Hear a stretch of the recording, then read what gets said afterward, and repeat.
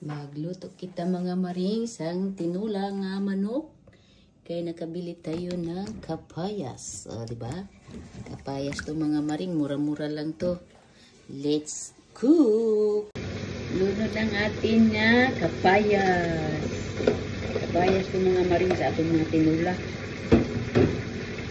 Tapos kay sayang man ni ang ano kaya na-open ko na lagay niyo. Sayang ang ano to langka. Lagay din natin.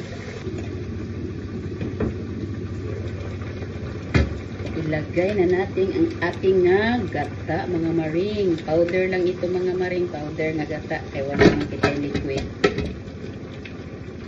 Tapos ang ating gulay.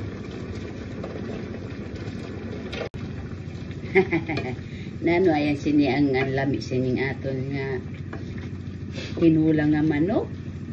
Kapayas with langka na may gata. Kalami kayo ni mga maring. Oy.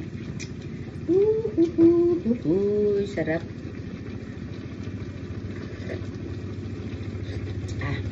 Sarap. Oy. Yummy. Luto na ang atong tinulang nga manok.